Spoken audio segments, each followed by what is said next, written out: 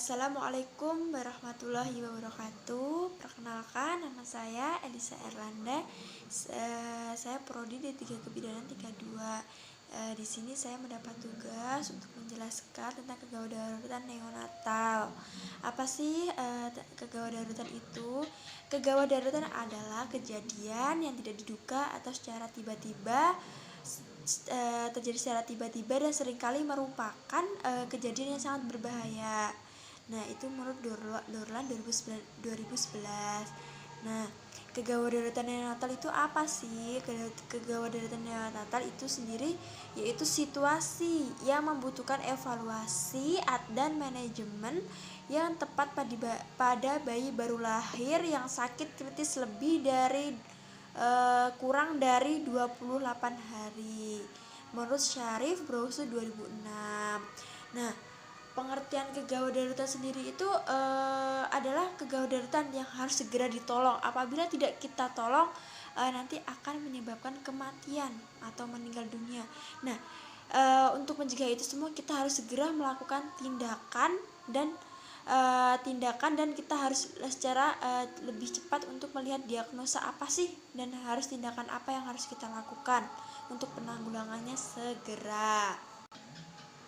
Nah, karena untuk penanggulangannya harus segera dan kita waktunya juga terbatas, jadi pertolongannya harus dilakukan secara sistematis. Dengan menempatkan prioritas dan fungsi vital sesuai dengan urutan ABC yang disebut dengan ABC, yaitu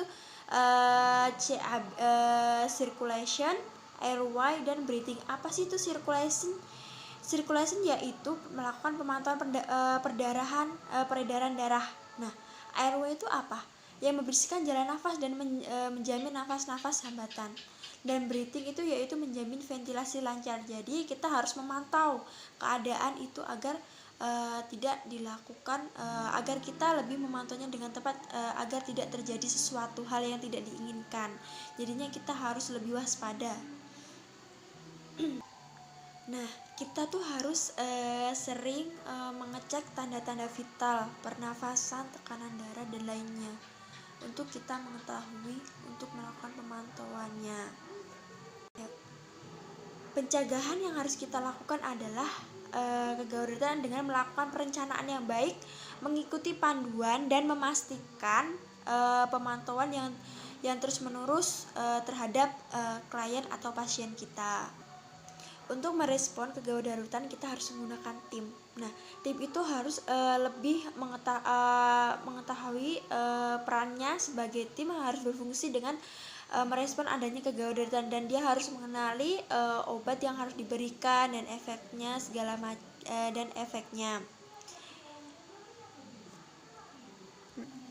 Dan anggota tim harusnya mengetahui peralatan emergensi yang dapat menjalankan atau memfungsinya dengan baiknya. Jadi tuh kita harus punya tim yang lebih yang benar-benar bisa mengetahui ketika ada kegawat darurat. Kayaknya dia harus mengetahui apa sih yang dibutuhkan nanti ketika kita ada gawat darurat. Kayak alat-alatnya harus apa yang kita lakukan, harus pemasangan ini dengan ini, dan melakukan memasangkan obat mencampurkan obat harusnya dengan ini dan efek sampingnya ini, dan dia harus tahu untuk semuanya. Pekajian awalnya kita harus mengetahui itu. Nah, kita udah masuk ke pekajiannya. Nah, pekajiannya awal itu kita harus masuk memeriksa jalan pernafasannya. Perhatikan adanya kionoksis, gawat nafas, lakukan pemeriksaan pada kulit, adakah pucat, suara paru, adakah wheezing, sirkulasi, tanda shock. Kaji kulit dingin atau tidak, nadinya cepet enggak dari nadi normalnya orang biasa, kita cek. Dan ada kayak tubuhnya lemah enggak gitu. Terus tekanan darahnya tuh berapa, sistoliknya berapa, dan diastoliknya berapa. Nah, misalkan ada kasus tentang perdarahan pervaginam.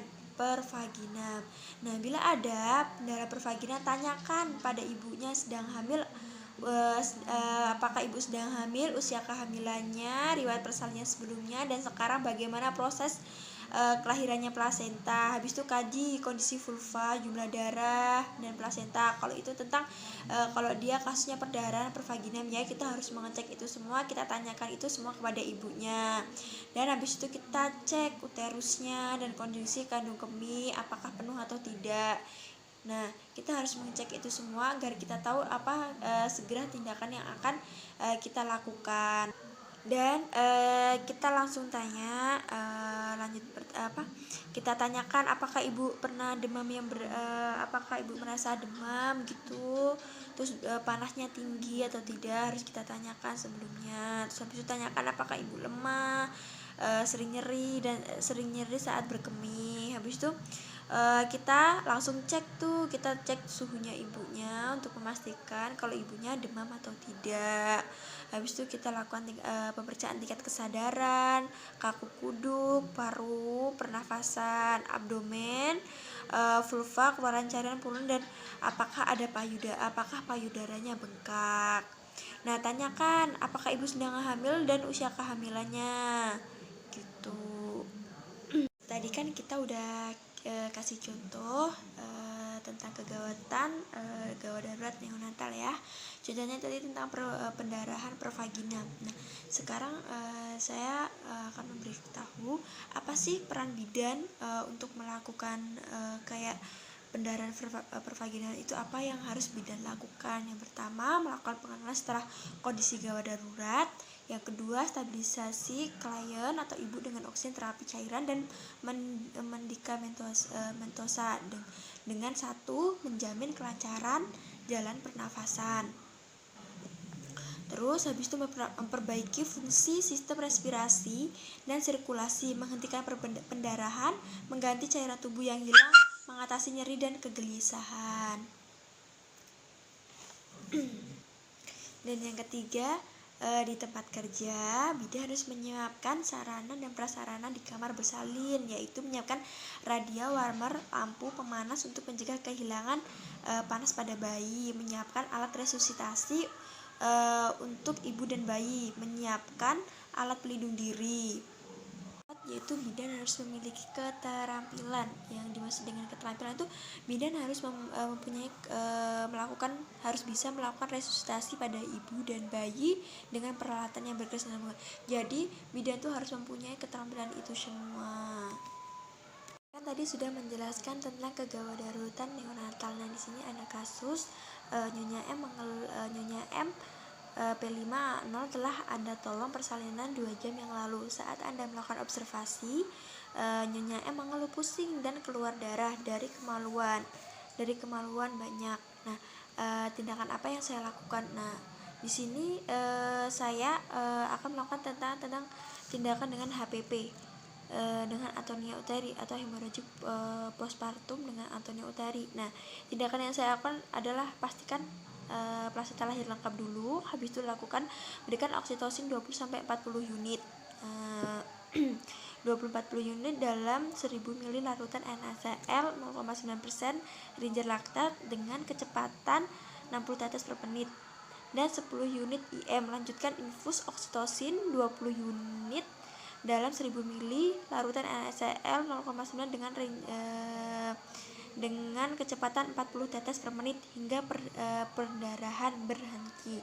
Bila tidak tersedia oksitosin atau bila pendarahan tidak berhenti, berikan ergometrin 0,2 mg IM atau IV secara lambat.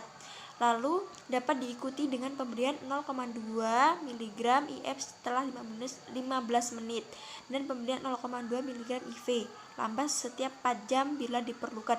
Jangan diberikan lebih dari 5 dosis atau 1,5 mg. Jika pendarahan berlanjut, berikan 1 gram asam tranexamat atau IV bolus secara bolus selama 1 menit. Dapat diulang setelah 30 menit. Lakukan pasang kondom kateter atau koperasi bimanual internal secara 5 menit. Siapkan tindakan operatif dan rujuk ke fasilitas yang memadai sebagai antisipasi bila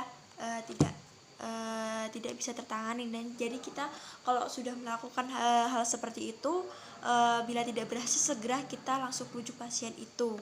Nah, Dari itu saya telah selesai melakukan penjelasan tentang materi kegawat daruratan neonatal, dan saya tadi sudah menjawab kasusnya. Jawaban kasusnya yaitu dengan diagnosa HPP atau hemorrhagic postpartum dengan atonia uteri. Sekian dari saya, semoga bermanfaat. Saya akhiri. Wassalamualaikum warahmatullahi wabarakatuh.